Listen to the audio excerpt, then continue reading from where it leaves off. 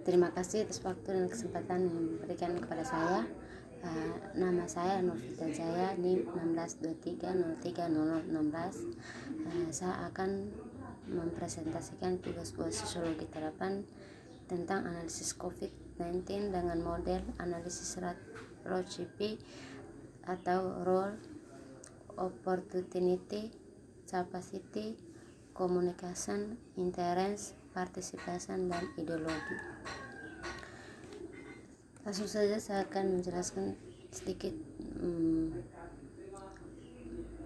memberikan sejarah awal COVID-19 ini.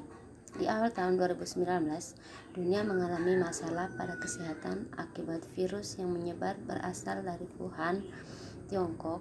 Coronavirus adalah suatu kelompok virus yang dapat mengakibatkan penyakit pada manusia dan juga hewan. Diketahui bahwa beberapa jenis coronavirus menyebabkan infeksi pada saluran pernafasan pada manusia, mulai batuk, pilek sampai ke yang lebih serius. Penyakit yang baru ditemukan ini disebut dengan COVID-19.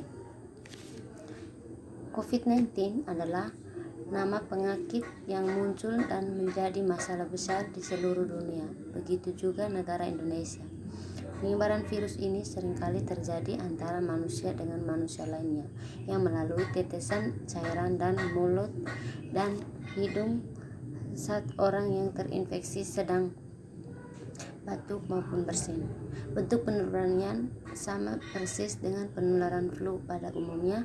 Tetesan cairan tersebut bisa jatuh, menempel, dan tertinggal pada bagian tubuh orang lain yang ada di dekatnya, bahkan terserap ke dalam paru-paru orang lain melalui hidung.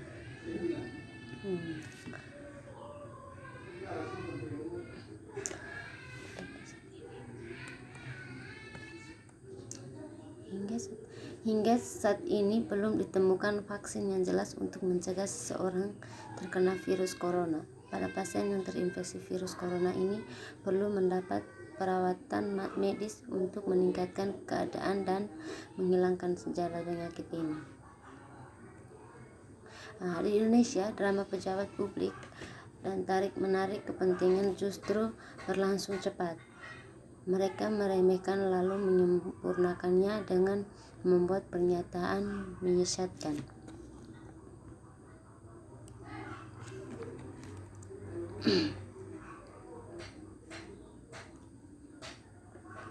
Kemunculan wabah corona dan wabah lain sebetulnya tidak bisa terlepas dari cara manusia memenuhi kebutuhan hidupnya saat ini yang berbeda dibandingkan tahun sebelumnya. Saya akan mengulas bagaimana sistem produksi kapitalis saat ini membentuk dan mempersering kedatangan wabah ini. Kegagalan sistematik tantangan kapitalis yang dipicu oleh virus corona telah memperkuat kesadaran yang berkembang bahwa ketidaksetaraan kekayaan yang sangat mencolok adalah karakteristik mendasar dari sistem tersebut, sehingga sistem ini memberikan peluang yang besar kepada pemilik modal dan menekan siapapun yang tidak memiliki modal besar. Semoga teologi kapitalis ini tidak mudah tumbuh subur di negara kita. Sistem kapitalis seolah menjadi realitas mengerikan yang mengakibatkan adanya degradasi, dehumanisasi, dan ketimpangan sosial yang tertatanan dalam sistem tersebut. Jutaan orang terlibat dari pekerjaan, rantai pasokan global pun terganggu, triliunan menghilangkan di kasino kapitalis yang secara halus disebut pasar saham.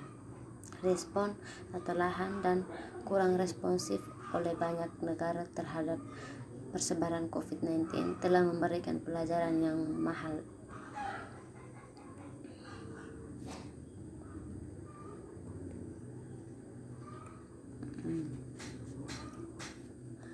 Menurut saya, dengan adanya isu-isu COVID ini, kelas kapitalis bisa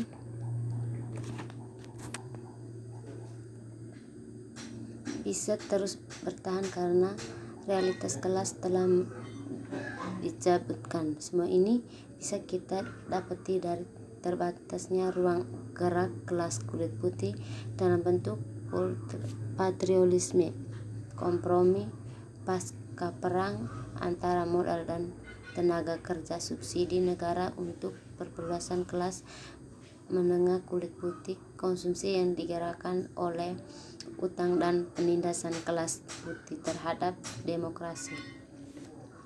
Upaya pencegahan itu salah satunya tindakan karantina. Hal ini lebih khusus diatur dalam Undang-Undang Nomor 6 Tahun 2018 tentang kekarantinaan kesehatan yang mengatakan bahwa kekarantinaan kesehatan adalah upaya mencegah dan mengekang keluar atau masuknya penyakit dan faktor risiko kesehatan masyarakat yang berpotensi menimbulkan kedaruratan kesehatan masyarakat. Karantina merupakan perbatasan kegiatan yang ditetapkan dalam peraturan perundang-undangan walaupun belum terdapat gejala atau sedang ada dalam fase inkubasi, baik pemisahan peti kemas, alat atau barang yang diduga terkontaminasi dari seorang yang merupakan sebab adanya penyakit atau sumber kontaminasi lain yang bertujuan untuk mencegah kemungkinan adanya penyebaran ke orang lain atau barang sekitarnya. Untuk mencegah penularan virus ini, pemerintah menerbitkan undang-undang atau peraturan yaitu sebagai berikut. Yang pertama itu Instruksi Presiden Nomor 4 Tahun 2020 tentang refocusing kegiatan, realokasi anggaran serta penanganan barang dan jasa dalam rangka percepatan penanganan coronavirus di season 2019 COVID-19 ini dan seterusnya. Adanya pernyataan atau tanggapan yang tak disertai fakta, bukti atau tidak terbukti kebenarannya, membangun persepsi keliru atau mengiring opini seolah-olah rumah sakit melakukan perilaku yang tidak sesuai dengan ketentuan atau melakukan kecurangan. Hal tersebut akan membawa dampak yang kurang baik dan menurunnya kepercayaan publik terhadap rumah sakit. Pihak yang menyatakan bahwa pasien yang bukan pasien COVID tetapi dinyatakan pasien COVID melakukan manipulasi data hanya untuk mendapatkan keuntungan yang besar. Oleh karena itu, pemerintah harus tegaskan aturan secara tegas dan meminta pihak rumah sakit untuk menunjukkan sehingga tidak terjadi polemik antara masyarakat dengan pihak yang terkait.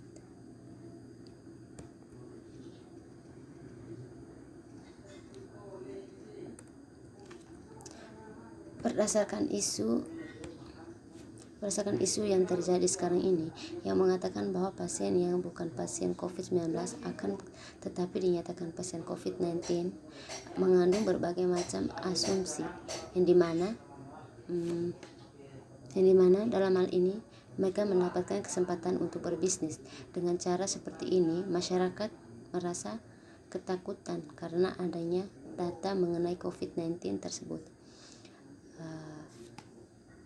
Dengan semakin meningkatnya data tersebut, maka peluang untuk berbisnis semakin besar. Misalnya dengan bisnis online, berjualan masker dan hand sanitizer berubah begitu pesat setelah ada wabah COVID-19 mulai menyebar ke Indonesia.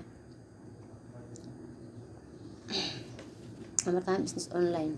Sebelum virus corona menjadi pandemi, bisnis online sudah menjadi pilihan banyak orang karena sistemnya yang sangat mudah. Transaksinya melalui banking, berjualan di rumah, dan barang siap untuk dikirim. Barang online bukan saja hanya barang, tapi bisa juga menawarkan jasa, misalnya majalah online. Bisnis masker. Dalam meminimalisir paparan virus corona, masker kain juga cukup bermanfaat walaupun tidak seefektif masker N95 atau masker lain yang tersedia di apotek. Oleh sebab itu, kebutuhan masyarakat akan masker kain akan lebih meningkat. Hand sanitizer sendiri. Analisis COVID-19 berdasarkan model analisis capacity atau kemampuan berdasarkan isu yang terjadi sekarang ini yang mengatakan bahwa pasien yang bukan pasien COVID-19 tetapi dinyatakan positif COVID-19 akan menuntut untuk melakukan perubahan baik dalam hal cara berpikir, cara berperilaku, dan cara bekerja. Selanjutnya adalah cara berpikir dan cara bekerja dalam menghadapi penyakit dan dapat mengganggu kesehatan masyarakat. Dalam hal ini, petugas kesehatan yang menangani pasien COVID-19 harus mampu menangani pasien dengan baik dan juga harus mampu memilakan pasien yang positif COVID-19 dengan pasien yang bukan COVID-19 atau pasien umum. Berhubungan dengan isu yang beredar sekarang bahwa kemampuan bertugas untuk yang menangani COVID-19 dapat dikatakan minim, sehingga mereka dengan gampang memanipulasi data di mana pasien yang sebenarnya adalah pasien umum, tetapi mereka memasukkan data ke dalam kategori COVID-19. Memang isu yang beredar itu sudah benar, yang mana mereka memanfaatkan situasi ini dijadikan sebagai lahan untuk menghasilkan uang tanpa memberi bukti yang benar. Selain itu, minimnya alat tes kesehatan juga berpengaruh pada hasil pemeriksaan. Oleh karena itu, pemerintah harus tegas kepada petugas kesehatan yang menangani COVID-19 ini agar bekerja sesuai dengan peraturan yang berlaku sehingga masyarakat merasa puas.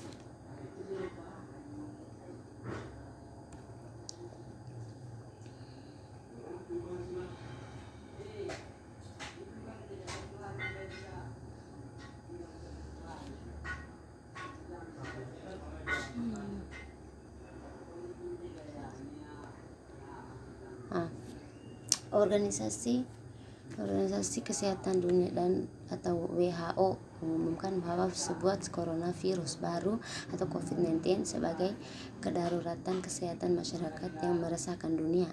Untuk menggapai COVID-19 diperlukan kesiapan dan ketangkapan yang bersifat kritis, seperti memperlengkapi tenaga kesehatan dan menjemat fasilitas pelayanan kesehatan dengan informasi, prosedur, dan alat yang paling agar dapat aman dan efektivitas bekerja. Virus corona menjadi salah satu masalah global. Pemerintah Indonesia sendiri meski sedikit terlambat namun telah berupaya melakukan langkah-langkah penanganan untuk mencegah meminimalis penyebaran virus COVID-19 melalui physical dan social distancing. Virus corona ini juga menimbulkan suatu masalah baru bagi masyarakat dengan kepentingan-kepentingan tertentu. Salah satunya itu kepentingan politik pilkada, di mana situasi tersebut mereka jadikan satu alasan untuk promosi jabatan dan memberikan sebuah bantuan dengan maksud tertentu. Walaupun pasien umum yang bukan terpapar COVID-19 tetapi dinyatakan bahwa pasien tersebut terpapar COVID dengan alasan agar mendapatkan bantuan pemerintah, baik itu rumah sakit maupun keluarga pasien itu sendiri. Tindakan ini merupakan tindakan atau perbuatan yang merusak citra kerja pemerintah karena pemerintah telah mengeluarkan dana besar untuk masyarakat yang terkena dampak COVID-19. Momen ini digunakan secara baik oleh pemangku politik dengan cara memberikan sogokan yang membuat masyarakat merasa nyaman. Corona menjadi virus yang menakutkan, padahal itu hanya sebuah virus seperti virus-virus lainnya. Yang tingkat kematian dari virus ini juga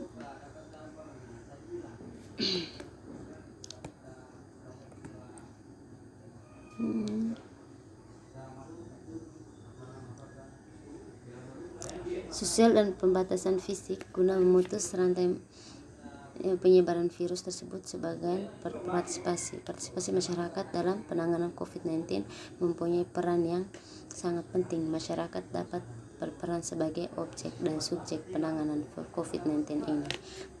Sekian dan terima kasih.